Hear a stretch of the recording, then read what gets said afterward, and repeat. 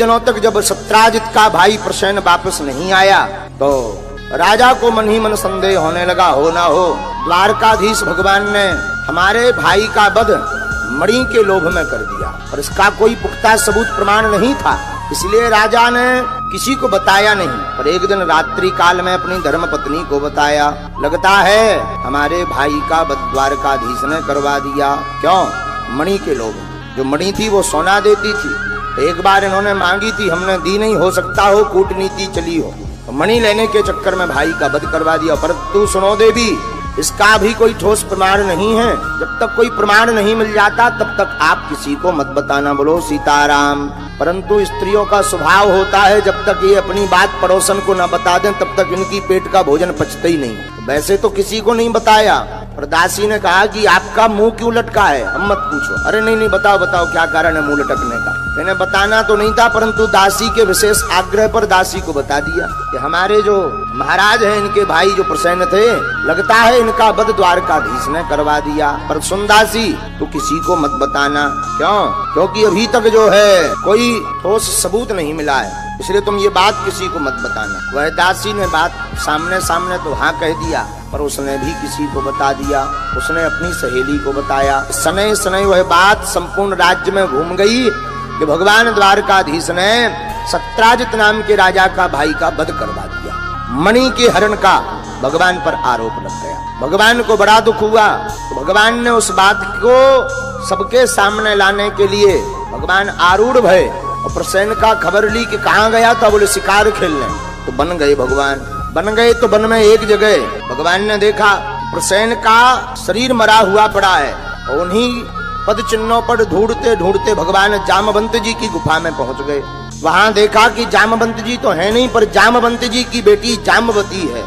जाम्बवती को मणि के साथ खेलते हुए भगवान देख ही रहे थे कि तब तक जो है जाम्बवती के पिता जामवंत जी गुफा में आ गए, और जैसे ही आए तो मारे क्रोध के जामवंत जी ने पूछा कौन हो, और हमारी बिना आज्ञा के अंदर कैसे प्रवेश भये। और क्रोध में आकर जामवंत जी ने भगवान की छाती पर एक मुष्टिक का प्रहार किया।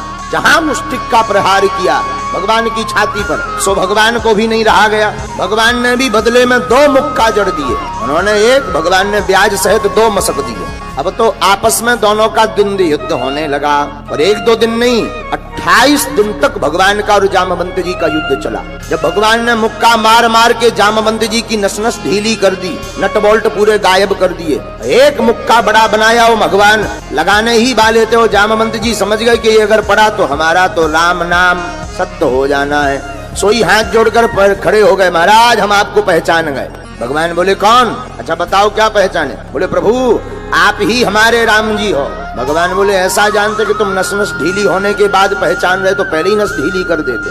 विनोद भाव में भगवान ने कहा। जामवंत जी भी मुस्कुराने लगे, सरकार आपने तो खूब मार मार के हमारी नस नस ढीली कर दी। भगवान बोले वाह, अब आप ही युद्ध किए हो, और आपको बता दें ये वही जामवंत जी हैं तो भगवान राम जी की सेना में मंत्री बने हुए थे। ये वही जामवंत जी हैं जिन्होंने हनुमान जी को सलाह दी आप जाओ जानकी जी की खबर लेकर के आओ। और भैया ठाकुर जी से लड़े क्यों? इसके पीछे एक रहस्य है। जब रावण का वध कर दिया राम जी ने, राम जी रावण का वध करके विराजमान भये, सारे बानर भालू यत्र तत्र आकर के भगवान के नजदीक सन्निकट आकर चरणों में बैठ गए। जामवंती जी भी, हनुमान जी भी, अंगद दधिमुख के हरि सब दौड़े दौड़े आए भगवान के पास बैठ गए। तो सब बानर आपस में अपना अपना बल बताते हुए बोले हमने इतने राक्षसों को मारा। कोई कहे हमने 1000 को मारा, कोई कहे हमने 100 को मारा, कोई कहे हमने 200 को मारा, अपनी अपनी गिनती बता रहे थे। हनुमान जी बोले हमने अनगिनत मारे, लेकिन सब बानरों की दृष्टि जामवंत जी के ऊपर गई। बोले भैया सबने तो भैया एक न एक राक्षस मारे, पर जिनको दिन बुढ़ापे को आगो इनने एक राक्षस ना मार पाए, इनके हाथों एक भी राक्षस नहीं मरे। जामवंत जी को बड़ा बुरा लगा, भगवान की तरफ देखकर बोले देखो सरकार आपके रहते हुए हमारी हंसी हो रही है। भगवान बोले रुक जाओ, इसका जवाब हम अभी नहीं देंगे। फिर कब?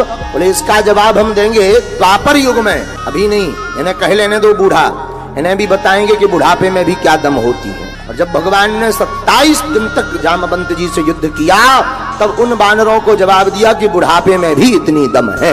28 दिन तक उठापटक भगवान और जामवंत जी की हुई। जामवंती जी बोले बस करो महाराज अब मत मारो, हम पहचान गए आप हमारे राम जी हो, आप ही श्याम जी बनकर आए हो। ओ भगवान बोले वाह, अब मुक्का खाने की बारी आई सो पहचान निकल आई। भगवान ने पूरा मणि चोरी का प्रसंग बताया जामवंत जी को, कहा कि ये मणि मुझे दे दो। जामवंत जी बोले प्रभु ये मणि शेर से लड़कर हमने प्राप्त की है, सिंह से लड़कर, और हमने इसे अपनी बेटी को दान दे दिया। बेटी से वापस मणि लेकर के पाप लगेगा, बेटी का धन पिता को कभी नहीं लेना चाहिए। भगवान बोले कोई उपाय? जामवंत जी बोले सरकार एक उपाय। बोले क्या? आप हमारी बेटी से विवाह कर लो, और बेटी से आप विवाह करोगे तो हम दहेज में आपको मणि सौंप देंगे। विवाह भी हो जाएगा, मणि भी आपको मिल जाएगी, और आपके ऊपर से कलंक भी मिट जाएगा। भगवान बोले ये बढ़िया उपाय। भगवान जामवती और मणि को लेकर के राजा के पास गए, सत्राजित के सामने। देखो तुमने हमारे ऊपर आरोप लगाया था कि मणि हमने ली है या हमने तुम्हारे भाई को मरवाया है, इसमें जो है हम पूरा प्रमाण साथ में लेकर के आए हैं। भगवान ने सब स्पष्ट बता दिया। बोले विश्वास नहीं है तो हम श्री देवी जी को भी साथ में लाए हैं प्रमाण पत्र। ये मणि को हमने नहीं लिया, तुम्हारा भाई सिंह से मारा गया, सिंह से लड़कर इस मणि को जो है जामवंत जी ने ली और उन्होंने अपनी बेटी को दी, उनकी बेटी को हम लेकर आए। राजा बड़ा लज्जित हुआ।